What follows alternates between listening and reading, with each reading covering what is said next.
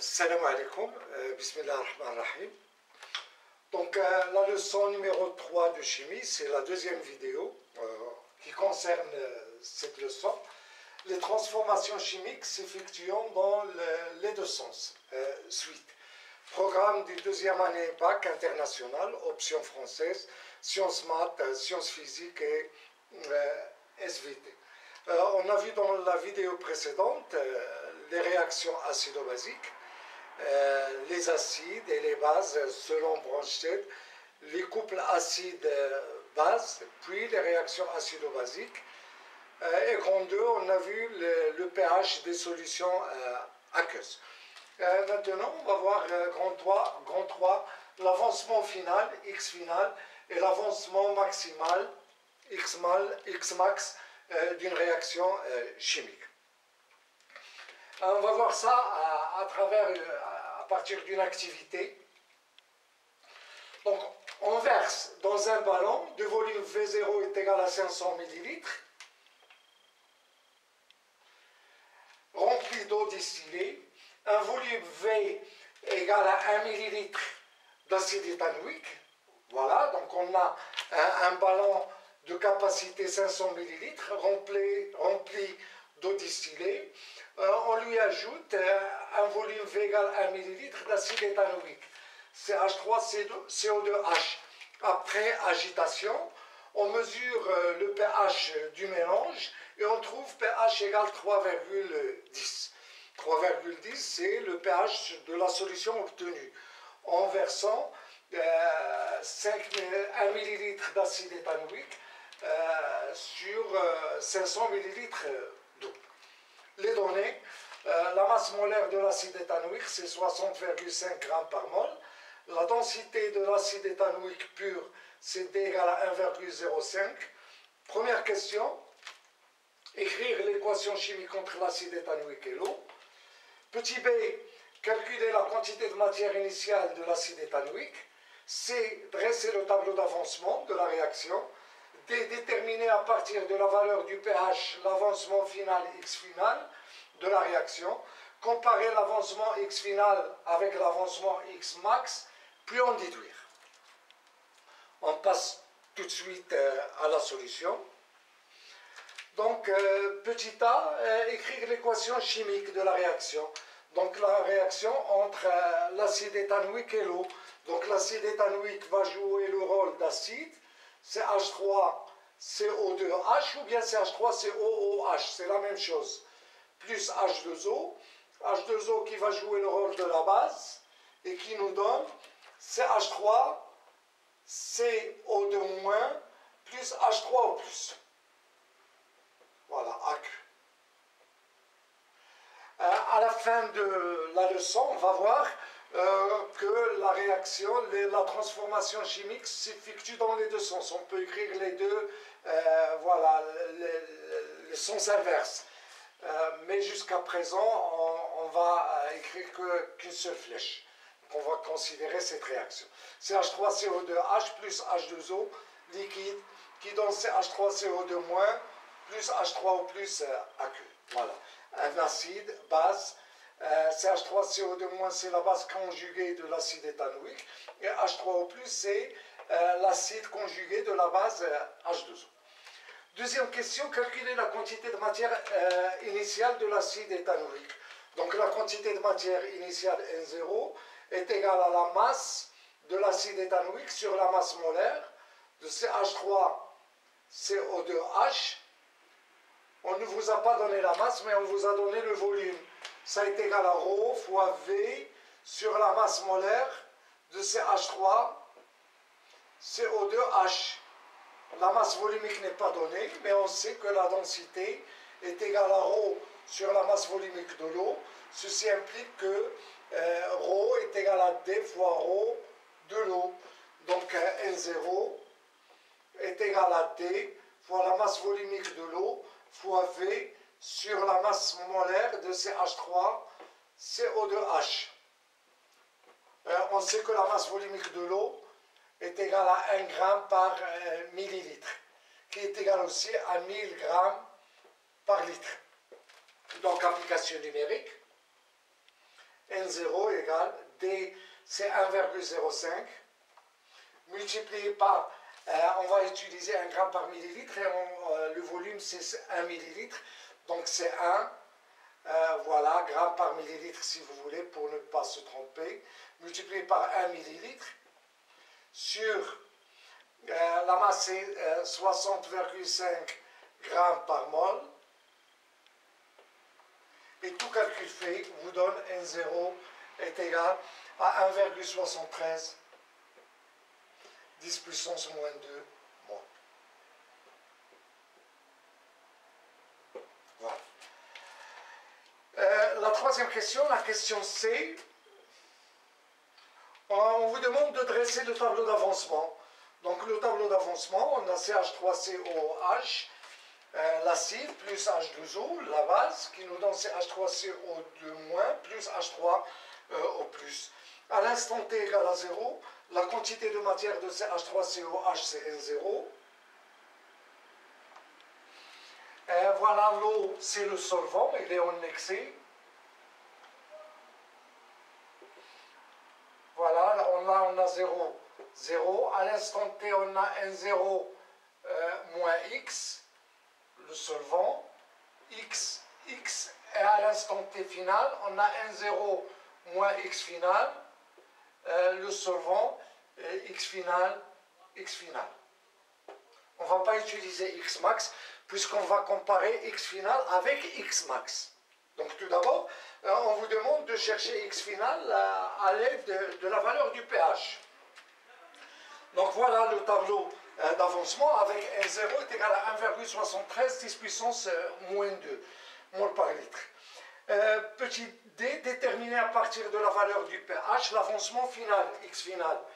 Donc pour déterminer l'avancement final de la réaction,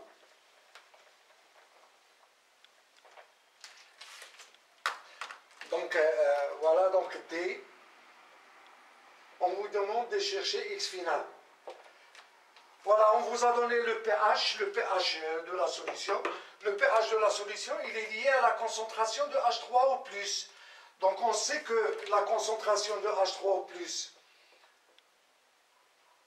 est égale à 10 à la puissance moins pH.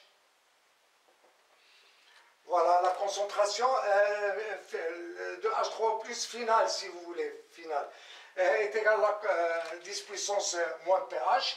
Et la concentration finale de H3O+, est égale à X final sur le volume de la solution. Et le volume de la solution, elle est égale à V0 plus V.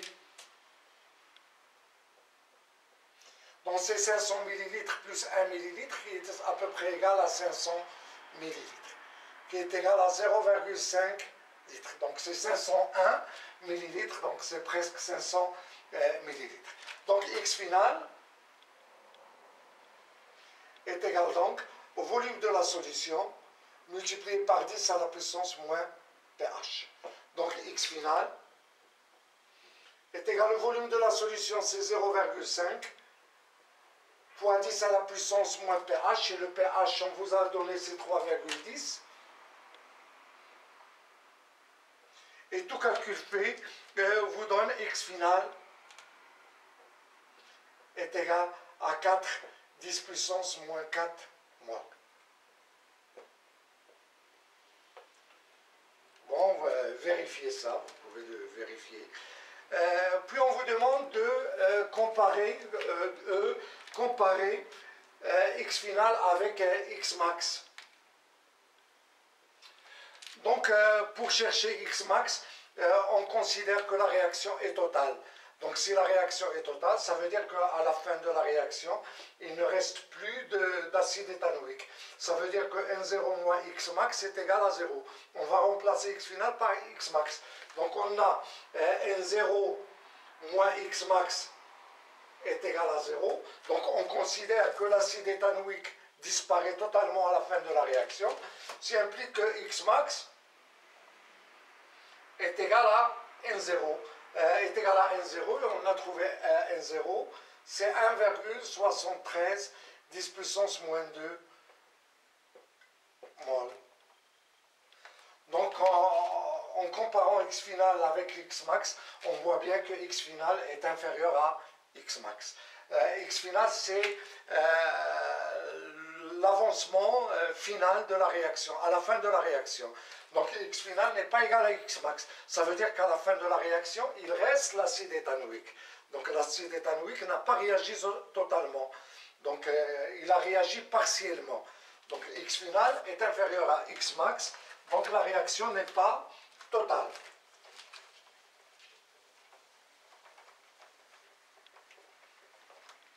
Donc on a X final est inférieur à X max. Donc la réaction n'est pas totale.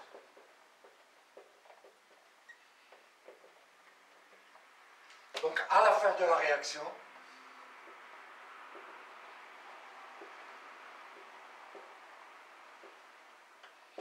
il reste l'acide éthanoïque.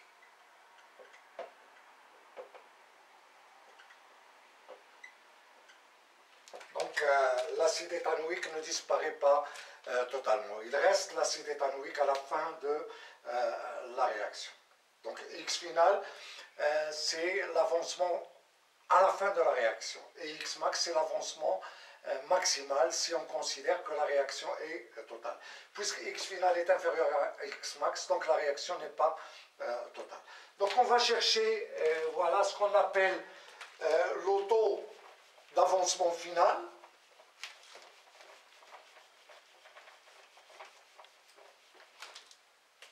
Donc petit 2, le taux d'avancement final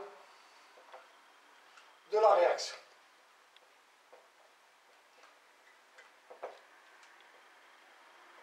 Donc on le définit par la relation taux est égal à X final sur X max. Voilà, et taux c'est 100 unités. Donc si on veut le calculer pour il est toujours inférieur à 1. Et taux est toujours inférieur ou égal à 1. X final, si la réaction est totale, X final est égal à X max et taux est égal à 1. Si la réaction n'est pas totale, on a taux est inférieur à 1. Voilà, pour l'activité précédente, on a application numérique. Donc taux est égal à X final sur X max. Donc X final, on a trouvé c'est 4, 10 puissance moins 4 sur 1,73 10 puissance moins 2 et on trouve que taux est égal, voilà, taux égal à 0,023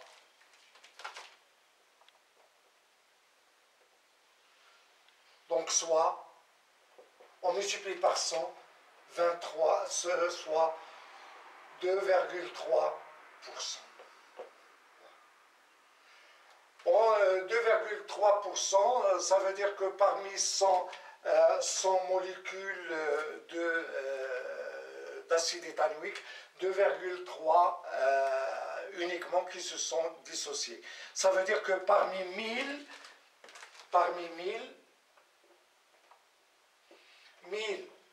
molécules de CH3 de l'acide éthanoïque sur O2H, seulement 23 qui ont réagi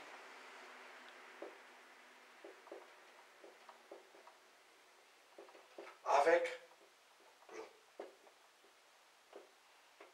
Voilà, qui ont réagi avec l'eau. Voilà, donc ainsi se termine cette partie concernant l'avancement final et l'avancement maximal d'une réaction chimique. La prochaine vidéo, on va la consacré pour étudier vraiment les transformations chimiques s'effectuant dans les deux sens. Pourquoi? On va montrer que la transformation chimique peut s'effectuer dans les deux sens. Donc, et si vous aimez ce contenu, faites j'aime, partagez la vidéo et s'abonnez à la chaîne. Et à bientôt.